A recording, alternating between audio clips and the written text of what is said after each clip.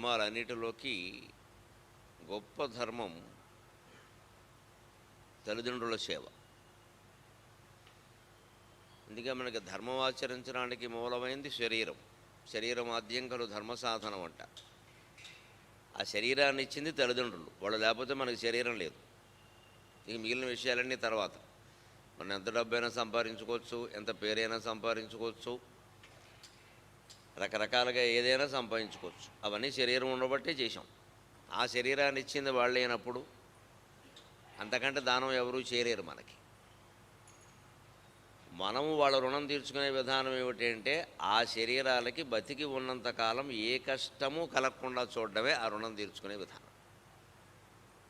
పిల్లలమైన వాళ్ళం అందరం పిల్లలమే, అందరం తల్లులమే. కాబట్టి అందరం గుర్తుపెట్టుకోవాలి. ప్రతి వాళ్ళు ఒకరికి తల్లి, ఒకరికి పిల్ల. మనం ఒకసారి తల్లి పాత్రలో ఉంటాం, ఒకసారి పిల్ల పాత్రలో ఉంటాం, ఒకేసారి ఒకే సందర్భంలో రెండు పాత్రల్లోనూ ఉంటాం. మన తల్లి ఉన్నారు, మన పిల్లలు ఉన్నారు. అంచేది ఎక్కడికక్కడ ఆ పాత్రకి న్యాయం చేసే విధానం ఏమిటంటే అన్ని రకాల ధర్మాలు నిర్వర్తించడానికి మూలమైంది, ఆధారమైంది శరీరం. కాబట్టి ఆ శరీరాన్ని ఇచ్చింది తల్లిదండ్రులు. కాబట్టి వారి సేవ చేసుకోవడానికి మించినటువంటి భాగ్యమే లేదు. అందుకే ధర్మమ్ములు కోటి అయిన నికరమ్ముగ నిల్వవు మాతృసేవకును తమ్ముల రీతి అన్నాను నేను పద్యం. ఎన్ని ధర్మాలు మనం చెప్పినా అది ధర్మం అండి, ఇది ధర్మం అండి అని చెప్పినా, ధర్మ సూక్ష్మాలు చెప్పినా, ఇంతకు మించిన ధర్మం లేదు అని చెప్పినా, తల్లిదండ్రుల సేవకు మించినటువంటి ధర్మం లేదు. అది ప్రపంచమంతా అంగీకరించిన విషయం. అందులో హిందూ ధర్మంలో ఉన్న వాళ్ళకి ఆ విషయం చెప్పవలసిన అవసరం లేదు. రామకృష్ణ మఠంలో అసలే చెప్పవలసిన అవసరం లేదు. కానీ మనం ఎందుకు చెప్పుకోవడం అంటే మరోసారి మంచి మాటలు గుర్తు చేసుకోవడం వల్ల మనస్సు బాగుంటుంది, పక్కదారి పెట్టకుండా ఉంటుంది. శంకరాచార్య స్వామి శివానంద లహరిలో చెబుతారు, మనస్సు ఒక కలశం లాంటిదిట. అందులో ఎప్పుడు సంతోషం అనేటువంటి జలం పోసి పెట్టాలట. మనస్సు ఎప్పుడు సంతుష్టిగా ఉండాలి. మనకి ఏ పూజ చేసినా, ఏ వ్రతం చేసినా ముందు విఘ్నేశ్వర పూజ, పుణ్యాహవాచనం చేస్తారు. పుణ్యాహవాచనంలో అక్కడ దేవుడి దగ్గర ఓ పీట వేసి, దాని మీద ఓ పసుపు గుడ్డ వేసి, పసుపు రాసిన గుడ్డ, దాని మీద బియ్యం పోసి, దాని మీద ఒక కలశం పెడతారు. మంచి శుభ్రోదకం, పరిశుద్ధమైన ఉదకం అందులో పోస్తారు. దాని చుట్టూ చక్కగా దారాలు చుడతారు. మంచి నైపుణ్యంతో చుడతారు పురోహితులు. డైమండ్ ఆకారంలో ఉంటాయి, చాలా అందంగా ఉంటాయి. దానికి ఏదో పసుపు బొట్లు, కుంకుమ బొట్లు పెడతారు. అదొక ప్రత్యేక కలశం, ఎవరూ ముట్టుకోకూడదని చెప్పడానికి. ఆ పరిశుద్ధమైన ఉదకాన్ని, శుద్ధోదకాన్ని అందులో పోశాక దాంట్లో మామిడాకులు, చిగురాకులు ఇలా లోపలికి, చిగుళ్ళు లోపలికి ఉండేలా పెడతారు. చిగుళ్ళు పైకున్నా పర్వాలా, చిగురాకులు పెడతారు మొత్తం మీద, ఏ ముదురాకులు పెట్టరు. ఆ పైన ఓ కొబ్బరికాయ పెడతారు. ఇంకా కాస్త అందంగా ఓ రవికలు కూడా చూడతారు. ఇదంతా మొత్తం పూర్ణకుంభం అంట. ఆ కలశాన్ని అక్కడ పెట్టడానికి ఉద్దేశాన్ని శివానంద లహరిలో శంకరాచార్య స్వామి చెబుతారు. భక్తో భక్తి గుణావృతే ముదమృతాపూర్ణే ప్రసన్నే మనఃకుంభే సాంబ తవాంఘ్రిపల్లవయుగం సముస్థాప్య సంవిత్ఫలం సత్వం మంత్రముదీరయన్ నిజ శరీరాగార శుద్ధిం వగన్ పుణ్యాకం ప్రకటీకరోమి రుచిరం కళ్యాణమాపాదయన్ అంట. ఆ కలశం ఉంది, దాంట్లో నీళ్లు ఉన్నాయి, దానికి ఏవో దారాలు చుట్టావు, దాంట్లో ఏవో మామిడాకులు పెట్టావు, దాని మీద కొబ్బరికాయ పెట్టావు. దీనికి అర్థం ఏమిటో తెలుసా అన్నారు. ఈ క్రతువులు, పూజలు అన్నీ కూడా అర్థం తెలియకుండా చేస్తే వ్యర్థమైపోతాయి. ఊరికే మొక్కుబడిగా మిగులుతున్న కొన్నాళ్ళకి ఇవి మొక్కుబడి ఆచారాలు అవుతాయి. ఇంకా కలశం పెట్టామా లేదా, అందులో మామిడాకులు పెట్టామా లేదా, పెట్టలేదు కాబట్టి ఇవాళ అబ్బాయికి జ్వరం వచ్చింది, ఇవన్నీ వస్తాయి. మామిడాకులకి జ్వరానికి ఏం సంబంధం లేదు. నువ్వు మామిడాకులు పెట్టినంత మాత్రం, నీళ్లు పోయినంత మాత్రం దేవుడు కక్షగట్టి జ్వరం వచ్చేలా చేయడు. అలా చేస్తే దేవుడు అందరూ దెయ్యం అంటారు. మానవుల దోషాలన్నీ క్షమించేవాడిని దేవుడు అంటారు. కానీ ప్రతిదానికి కక్షగట్టేస్తే దేవుడు మనం ఉన్నాగా ఆ పని చేయడానికి దేవుడు ఎందుకు? ప్రతి చిన్నదానికి కక్షలు కట్టడానికి, నేను ఇంటికి వెళ్ళాను, నన్ను సరిగ్గా చూడలేదు, అదోలా చూశారు, అందరినీ పిలిచారు, నన్ను పిలవలేదు, నాకు పెట్టిన బొట్టు వంకరగా పెట్టారు, నాకు ఇచ్చిన గిఫ్ట్ సరిగ్గా ఇవ్వలేదు, ఎడం చేత్తో ఇచ్చారు, ఇవన్నీ మనం అనుకుంటాం. దేవుడు ఎందుకు అనుకుంటాడు అవన్నీ? దేవుడు కక్ష కట్టాడు ఎప్పుడు. అటువంటి భయాలు అవసరమే లేదు అసలు. ఆ అర్థం తెలియక, ఆ తత్వం తెలియక చేయడం వల్ల మన పూజలు మన కోరికలు తీరుస్తాయో లేదో మనం చెప్పలేం, కానీ భయపడుతున్నాయి. అందులో ఏ దోషం జరుగుతుందో అని ఈ భయం ఎక్కువైపోతుంది. ఈ మధ్య ఇంకా బాగా ఎక్కువ అవుతుంది. పైగా చదువుకున్న వాళ్ళకి ఎక్కువ అవుతుంది. ఈ చదువులు ఏమిటో అర్థం కావట్లేదు. చదువుకున్న వాళ్ళకే ఎక్కువ అవుతున్నాయి ఈ భయం. ఇంకా చదువురాని పల్లెటూరు వాడు దేవుడికి మనసు ముఖ్యమండి అని ఒక దెబ్బతో చెప్పేస్తాడు వాడు. గొడవలేదు, ఇంకా భక్తి ముఖ్యమండి అంటాడు. వాడేనయం మనకంటే. మనం చదువుకుని కాకరకాయ కేకరకాయ అయిందని ఉన్నవాటికి అర్థాలు తెలియట్లే మనకి. దాన్ని కనుక గ్రహించడానికే శంకరాచార్య స్వామి ఏం చెబుతున్నారంటే, ఆ కలశం నీ మనస్సు అయ్యా, ఆ జలం సంతోషం, నీ మనస్సులో ఎప్పుడు సంతుష్టి భావం, సంతోషం అనే భావంతో ఉండాలి. ఇక చాలు హాయిగా ఉన్నాను, ఆనందంగా ఉన్నాను, ఇంకా నాకేం అక్కర్లేదు. వచ్చినా మేలు, రానిచో బాధ లేదు, జీవితంలో ఇంతకు మించిన తత్వం లేదు. రాసి పెట్టుకోవలసిన మాట ఇది. పైగా మంచి తేటగీతి పద్యపాదంలో పెట్టాను నేను. వచ్చినా మేలు, రానిచో బాధ లేదు, తేటగీతి పద్యపాదం ఇది. ఏదైనా వస్తే మంచిది, రాకపోతే బాధ లేదు. వస్తే మనమేం కాదాను, రాకపోతే దాని గురించి తాపత్రయపడం. వచ్చింది ఏం చేయాలో చేస్తాం అంతే. వచ్చినా మేలు, రానిచో బాధ లేదు. ఆ తత్వం జీవితంలో ప్రతిదానికి పనిచేస్తుంది. మనం దేన్ని వ్యతిరేకించక్కర్లేదు. వచ్చేదాన్ని రానివ్వండి. మనం ఆశించకుండానే ఏదో వస్తుంది అంటే అది మనకి ప్రాప్తం ఉందన్నమాట. దాన్ని మనం ఉపయోగిస్తామా, ఇంకోటికి ఇస్తామా, అవన్నీ వేరే విషయాలు. అవన్నీ ఇచ్చారు పుచ్చుకోవడం అంతే. మళ్ళీ దాన్ని ఏదో చేస్తాం. అది రాలేదని, ఇంకోసారి వారు ఇవ్వలేదని, ఈసారి తక్కువ ఇచ్చారని అనుకుంటే మనం స్వార్థానికి లోనైనట్టు లెక్క, రాగద్వేషాలకు లోనైనట్టు లెక్క. ఇలా లోను కానంతకాలం ఎన్ని సంపదలు మన చుట్టూ ఉన్నా ఇబ్బంది లేదు. ఒకవేళ అనారోగ్యాలు ఇబ్బందులు ఉన్నా ఇబ్బంది లేదు. మనం సర్వమంగళప్రదమైన వైభవోపేతమైన జీవితాన్ని గడుపుతున్నా ఇబ్బంది లేదు. అది మన మనస్సునేమి కలుషితం చేయలేదు. అలాగే మనం అనేక రకాల పీడల్లో ఉన్నప్పుడు కూడా ఇబ్బంది లేదు. అది కూడా మనని కలుషితం చేయలేదు. రెండూ నాటకమే అని మనకు తెలుసు. రెండూ చుట్టూ ఉన్నాయంతే. అలా గ్రహించాలంటే మనస్సును ఎప్పటికప్పుడు సంతోషం అనే జలంతో నింపుకోవాలి. అలా నింపుకున్నట్టయితే ఆ మనస్సు భగవదర్పితమై భగవంతుడు తన పాదాలు అందులో పెడతాడు. ఆ పాదాలకు గుర్తే లేత మావిడాకులు. మనం ఇంట్లో శుభకార్యం చేస్తే మావిడాకులు తోరణాలుగా కడతాం. ఆ మావిడాకులు భగవత్పాదాల కింద లెక్క. అందుకే మావిడాకులు తోరణాలు ఎప్పుడు కింద పడేయం, పైన కడతాం మనం. భగవంతుడు మనకంటే పైన ఉండాలి, ఆయన పాదాల కిందే మనం ఉండాలి. అందుకని కట్టిన మావిడాకులన్నీ భగవత్పాదాల కింద లెక్క. ఆ పాదాలు మన మనస్సులో నిరంతరం ఉండాలంటే సంతోషం అనేటువంటి జలం ఉండాలి. దానికి మూలమైందే ధర్మ పరిరక్షణ. ఆ ధర్మాల్లో మూలమైందే తల్లి సేవ. లోకంలో ఎవరైందేనా నీకు గౌరవం ఉంటే ఉండొచ్చు. ఆ గౌరవం చూపించేటువంటి వ్యక్తికి 10 రెట్లు ఎక్కువ మనకి పాఠాలు చెప్పిన ఉపాధ్యాయుల మీద చూపించాలన్నారు. మామూలు లోకంలో మనం గౌరవించే వ్యక్తుల కంటే పాఠాలు చెప్పినటువంటి గురువుల్ని 10 రెట్లు ఎక్కువ గౌరవించమన్నారు. వాళ్ళు చిన్నతనంలో మనకు 1వ తరగతి నుంచి BA డిగ్రీ వరకు పాఠాలు చెప్పబట్టే ఇలా తయారయ్యాం. ప్రాథమిక పరిజ్ఞానం అందించింది వాళ్ళు.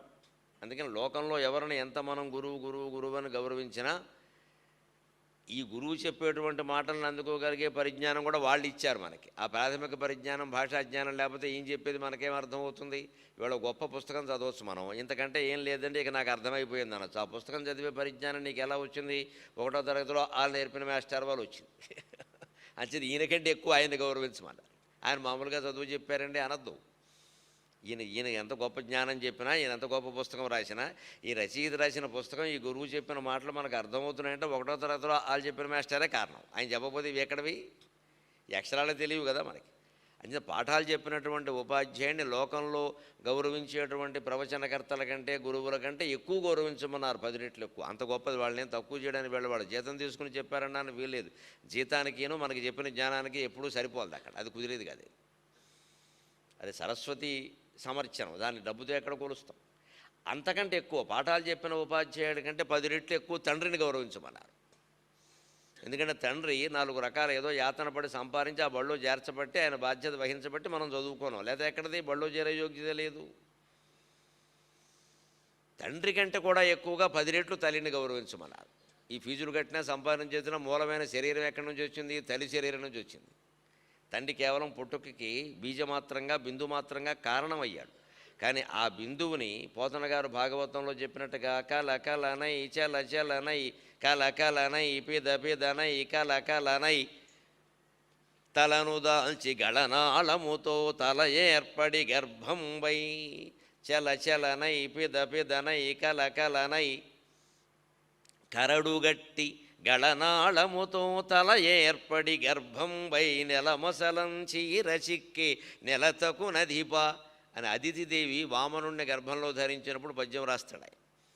ఆ చలచలనై పెదపెదనై కలకలనై నెమ్మదిగా కరడుగట్టి గళనాళముతో తల ఏర్పడి గర్భంపై ఇవన్నీ జరిగింది ఎక్కడండి? తల్లి గర్భంలో. అంచేత మనకు వచ్చిన శరీరం ఇవాళ 6 అడుగులున్నా 66 అడుగులున్నా మూలం అక్కడి నుంచే వచ్చింది. అంచేత తల్లి రుణం తీర్చుకోలేము అన్నారు. ధర్మాలన్నింటిలోకి అది గొప్పదన్నారు. అందుకే ఈ 3 రోజులు కూడా మనకి ప్రసంగానికి తగిన అంశంగా మనం పెద్దల నిర్ణయం చేసింది సనాతన ధర్మ పరిరక్షణలో రామకృష్ణ వివేకానందుల సేవ పాత్ర. అందుకే ఈరోజు మనం ప్రత్యేకంగా ఆ ధర్మ పరిరక్షణ అంటున్నాం కూడా అసలు సనాతన ధర్మం ఏమిటి, ఆ ధర్మం ఏమిటో తెలిస్తే దాని పరిరక్షణకి వారు ఏం చేశారో మనకు అర్థమవుతుంది. అంచేది ఈవేళ పూర్తిగా మన సమయాన్ని సనాతన ధర్మాన్ని తెలుసుకోవడానికి కేటాయిస్తాం. రేపు ఆ ధర్మ పరిరక్షణలో రామకృష్ణుల యొక్క పాత్ర ఏమిటో ఆయన బోధనల ద్వారా దాన్ని ఎలాగ పరిరక్షించారో తెలుసుకుంటాం. ఎల్లుండి అదే ధర్మ పరిరక్షణలో గురువు ఆజ్ఞ ప్రకారం వివేకానందుడు ఆ పరిరక్షణకి ఎలా కృషి చేశాడో ఎల్లుండి తెలుసుకుంటాం. ఇవాళ ఒక మౌలికమైన విషయంగా ముందు పునాది వేయాలి. కాబట్టి ఏమిటి సనాతన ధర్మం? దీన్నే వైదిక ధర్మం అంటారు, దీన్నే సనాతన ధర్మం అంటారు. సనాతనం, సదాతనం, చిరంతనం, నిరంతరం ఇవన్నీ దానికి పర్యాయ పదాలు. సనాతన ధర్మం, సనాతన ధర్మం, వైదిక ధర్మం, చిరంతన ధర్మం, ఈ మాటలన్నీ ఉన్నాయి. చిరకాలం నిలబడుతుంది అన్నారు చిరంతన ధర్మం. సనాతన ధర్మం చిరకాలం కాదయ్యా, ఎప్పుడూ నిలబడుతుందన్నారు. సనాతన ధర్మం నీతోటి నాతోటి ఏర్పడలేదయ్యా, రామకృష్ణ వివేకానందులతో కూడా మొదలవ్వలేదయ్యా. ఆ ధర్మాన్ని వారు పరిరక్షించారు. ధర్మం ఎప్పటి నుంచి ఉందంటే ఎప్పటి నుంచో ఉంది. ఎప్పుడు భగవంతుడు ఈ సృష్టి ప్రారంభించాడో తెలిస్తే ధర్మం ఎప్పుడు మొదలైందో తెలుస్తుంది. అంచేత ఈ ధర్మం సనాతన ధర్మం అని మనం ఇవాళ హిందూ ధర్మం అని ముద్దుగా మనకందరికీ ప్రేమగా పిలుచుకుంటూ ఉన్నామే. దీన్ని మూలం సనాతన ధర్మం. ఇతర మతాలు, ఇతర ప్రక్రియలు అన్నీ వచ్చిన తర్వాత దీన్ని హిందూ ధర్మం ప్రత్యేకమైన పేరు పెట్టి పిలవాల్సి వస్తుంది. లేకపోతే ఇది సనాతన ధర్మమే. ఈ సనాతన ధర్మం ఎప్పుడు మొదలైంది అంటే సృష్టి ఎప్పుడు మొదలైందో అప్పుడు మొదలైంది. మనిషి పుట్టగానే ధర్మం అనేది ఉంటుంది. పుట్టకతో ధర్మాలు తెలియకపోతే ఎలా ఉంటాడు మనిషి? అందుకని ఈ సనాతన ధర్మం, సనాతన ధర్మం, చిరంతన ధర్మం ఇంతకాలం పట్టి ఎందుకు ఉంటుంది? అందులో మార్పులు రావచ్చు. తల్లిదండ్రుల కర్తవ్యాలు కానీ, పిల్లల కర్తవ్యాలు కానీ, సమాజంలో పరిస్థితులు కానీ కృతయుగం నాడు ఉన్నట్టుగా త్రేతాయుగంలో, ద్వాపరయుగంలో, కలియుగంలో ఉండవు. కలియుగంలో కూడా ఒక 100 ఏళ్ల క్రితం ఉన్నట్టు ఇప్పుడు లేవు. 100 ఏళ్ల క్రితం వరకు ఎందుకు, 20 ఏళ్ల క్రితం పరిస్థితులు కూడా ఇప్పుడు లేవు. ఇదివరకు ప్రపంచంలో మార్పులు అనేవి ఎప్పుడో 50 ఏళ్లకో 100 ఏళ్లకో వచ్చేవి. ఇప్పుడు రోజు రోజుకి వస్తున్నాయి విపరీతంగా. పోనీ వచ్చేవి ఏమైనా బాగున్నాయంటే ఇంకా భయం వేస్తుంది, రేపు ఎలా ఉంటుందో అని. పోనీ బాగుంటే పర్వాలేదు, ఇంకాస్త పురోగమిస్తే, ఇంకాస్త భక్తి జ్ఞాన వైరాగ్యాలు పెరిగితే, ఇంకాస్త సురక్షితమైన సమాజం ఏర్పడుతుందంటే ఆనందించవచ్చు, అభ్యంతరం లేదు. ఎంత తొందరగా ఏర్పడితే అంత మంచిది. అలా జరగడం లేదు. ఇంకా అరక్షితమైపోతుంది జీవితం. ఏం తినడానికైనా భయంగా ఉంది ఇవాళ, ఏం మాట్లాడడానికైనా భయంగా ఉంది. ఏమీ మాట్లాడకుండా ఉన్నా భయంగానే ఉంది. ఎందుకు మాట్లాడలేదంటారు? ఈ విషయంలో మీరు స్పందించద్దా? ప్రతిదానికి స్పందించాలన్నమాట. లేకపోతే ఇదివరకు దేనికో స్పందించిన విషయానికి దీనికి ముడిపెడతాడు. అప్పుడు ఎందుకు స్పందించారు అంటాడు. అప్పుడు స్పందించడం పాపమైంది, ఇప్పుడు స్పందించడం మహాపాపం అవుతుంది. అలాగే రెచ్చగొట్టి గిల్లేసి మన చేత మాట్లాడిస్తారు. మన చేత మాట్లాడడానికి భయమే. మనం ఊరుకోనెవరో. అలాగే మాట్లాడామనుకోండి, దానికి ఇటు అర్థం లాగుతాడు, అటు అర్థం లాగుతాడు. ఇలాగ ప్రాచుర్యంలో ఎవరుంటే వాళ్ళ మాటల్ని, వాళ్ళ జీవితాలని, వాళ్ళ చర్యల్ని సమస్తం వాడుకుంటున్నారు. ఇటువంటి ప్రపంచంలో మాట్లాడడం కూడా మహానేరమే కదా. మాట్లాడుకుందాం ఉన్నామంటే అది ఇంకా మహానేరం. నువ్వు ఇదివరకు మాట్లాడావు, ఇప్పుడు ఎందుకు మాట్లాడలేదంటారు. ఆహారంలో కల్తీ, మాటల్లో కల్తీ, చేతల్లో కల్తీ, మనసుల్లో ముందే కదా. అసలు మనసులో కల్తీ ఉండబట్టి ఇవన్నీ కల్తీ అయ్యి.